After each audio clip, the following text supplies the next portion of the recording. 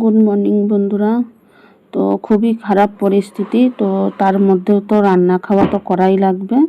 তো তার জন্য চলে আসলাম রান্না করতে। মানে সকালের সমস্ত বাসি কাজ সেরে নিয়েছি। বৃষ্টিতে ভিজে ভিজে মানে খুবই খারাপ পরিস্থিতি চলছে, মানে পুরো দুর্যোগ ঝাড়ে বলে। মানে কাল রাত থেকে শুরু হয়েছে মুষলধারে বৃষ্টি, তার মধ্যেও দেখো সমস্ত কাজ বাজ সেরে সকালে ব্রেকফাস্ট করতে শুরু করে দিয়েছি। তারপরে খেয়ে দিয়ে দুপুরে রান্না করব। আজকের কর্তামশাই দুপুরে খেতে আসবে। তো এখানে দেখো আমি কুমড়ো ভাজা করে নিচ্ছি, আর মানে উচ্ছে কুমড়ো ভাজা করব। তো উচ্ছের মধ্যে কুমড়োটা আবার সব দিলে অতিরিক্ত হয়ে যাবে, ওই কারণে কয়েক টুকরো ভাজা করছি, আর বাদ বাকিটা উচ্ছে কুমড়ো দিয়ে ভাজবো। তো ঢাকা দিয়ে দিলাম, আর এইদিকে হচ্ছে উচ্ছে কুমড়োটা ভাজবো। তো আজকে পেঁয়াজ আর লঙ্কা দেবো উচ্ছে কুমড়োর মধ্যে। আর বন্ধুরা কি বলবো, মানে এত মুষলধারা বৃষ্টি, মানে আমরা তো ভাবছিলাম যে এবার আর বৃষ্টি হবে না। মানে এত পরিমাণে দুর্যোগ শুরু হয়েছে কালকে রাত থেকে, এখনো পর্যন্ত রানিং চলেই যাচ্ছে।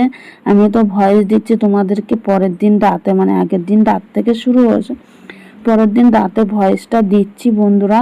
যখন ভয়েস দিচ্ছি তখন এখনো প্রচুর বৃষ্টি হচ্ছে, কিন্তু আমি সাউন্ডটা চাপাতে জানি না। তোমরা ভয়েসটা শুনবে, বৃষ্টির আওয়াজটা পাচ্ছ কিনা। মানে প্রচুর বৃষ্টি, চারিদিকে পুরো জলমগ্ন হয়ে গেছে। নিচে যারা বসবাস করছে তাদের প্রত্যেকটা ঘরে পুরো জল জমে পুরো একাকার হয়ে গেছে। তো তোমাদের সবটাই শেয়ার করব।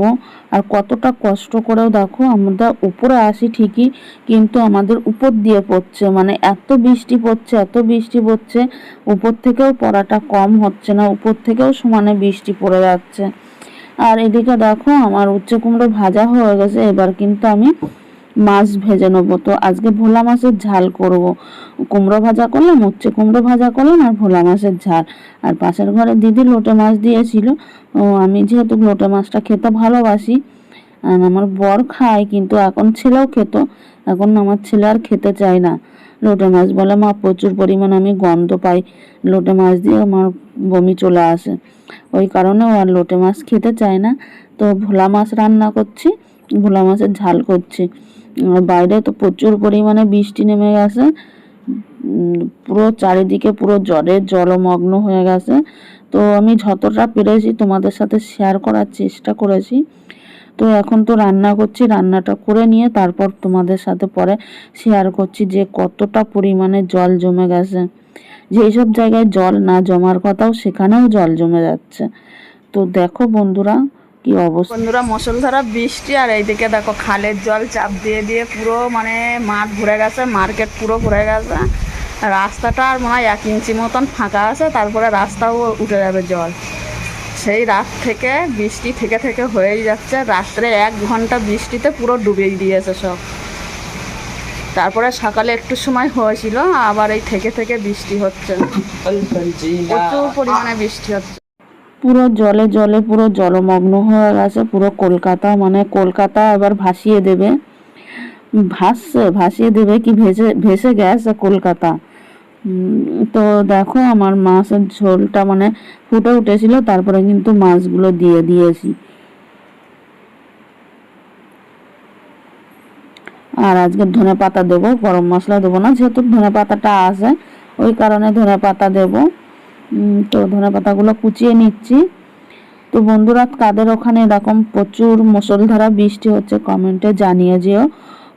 প্রচুর পরিমাণে বৃষ্টি হচ্ছে, মানে জানি না আজকে সারা রাত যদি হয়, আমাদের বাড়ির সামনে যে উঁচু রাস্তা সেটাতেও মনে হচ্ছে জল জমে যাবে। তো কিছু করার নেই, এটা তো দুর্যোগ, এখন নিম্নচাপ যারে বলেন, কলকাতা যতক্ষণ ভাসিয়েই দেবে, কিছু করার নেই। তো যতটা পারি আমরা নিজেরা সামলানোর চেষ্টা করব আর কি, যতটা পারি। তো দেখো এখানে আমার মাছ রান্না কমপ্লিট, টকবক করে ফুটছে, কিন্তু ধনে পাতাও দিয়ে দিলাম।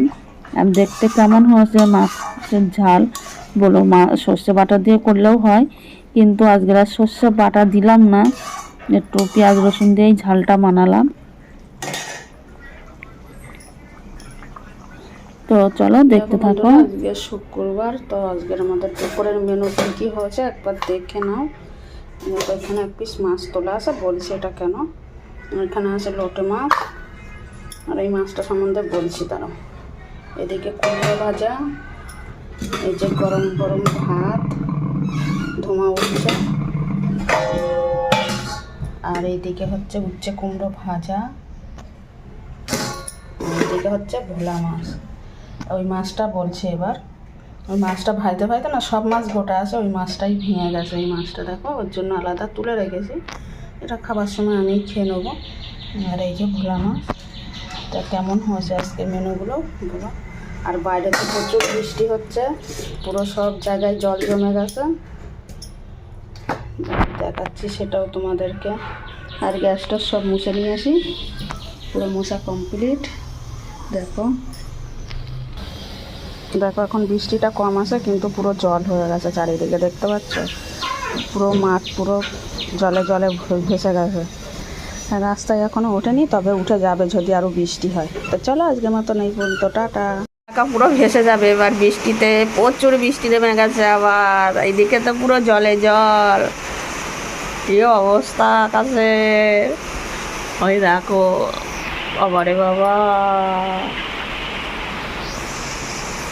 পুরো ভাসাই দিচ্ছে। আর কুল গাছের কুলগুলো দেখো না, পুরো টোপা টোপা হয়ে আছে। কিন্তু দুঃখের বিষয়, কুলগুলো তো খাওয়া যায় না বন্ধুরা। কুল গাছে কত পাকা পাকা কুল, কিন্তু কুলগুলো একদমই খাওয়া যায় না, পাতে নেওয়াই যায় না। ওইদিকে দেখো প্রচুর বৃষ্টি হচ্ছে, আর এই যে কুল গাছ দেখে লোভ লাগে, কিন্তু কিছু করার নাই, দেখে খুব খেতে ইচ্ছা করে।